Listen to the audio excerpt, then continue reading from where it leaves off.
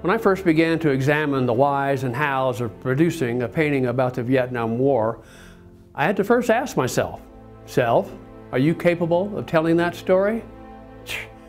Yes. I'm a Marine combat veteran. I was in Vietnam, 1968 and 69, and I've been a professional artist for almost 40 years.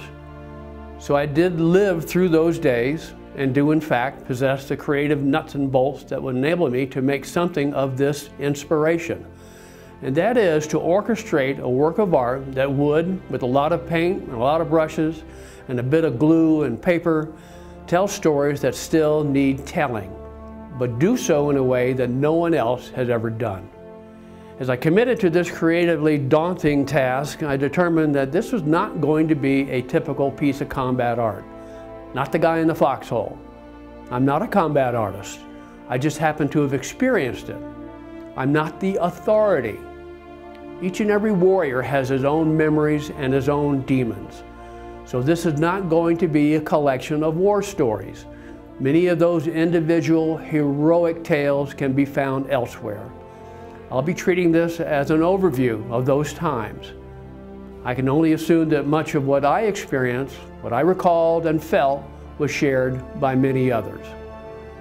So in November of 2011, I began work on the canvas Vietnam Elegy. My task has been to take what has already been historically documented, use that as a backdrop, and then weave a narrative on canvas, if you will, about the mood, the realities, and the events from almost half a century ago. 50 years.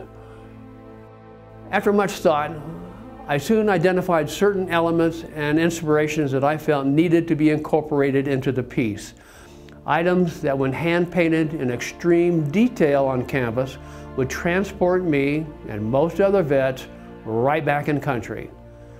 These first recollections would serve as visible anchors as the painting developed, to give me something to build on.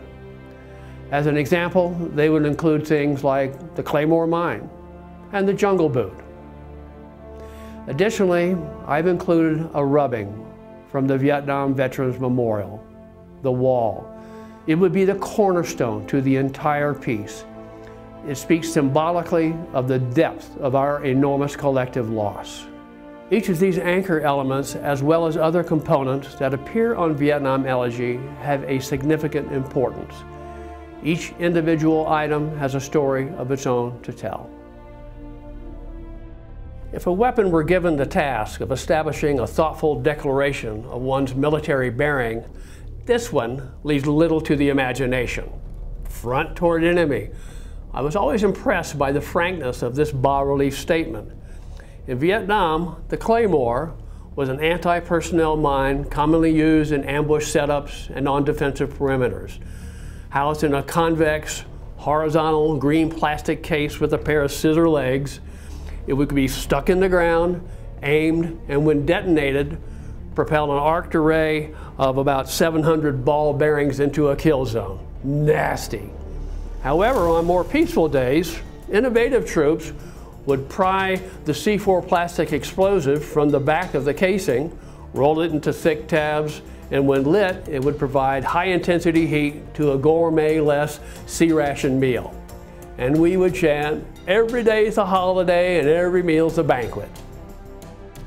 I think because I was taken with the in-your-face attitude that the Claymore displayed, front toward enemy, there's no second-guessing that. In my head, it became a Vietnam War icon, and it is still used today by U.S. combat forces. Artistically, it is one of the first things that I was to paint on the canvas, and it presented some unique opportunities. I've been painting faces for much of the past 4 decades. This is a piece of plastic, albeit a deadly one.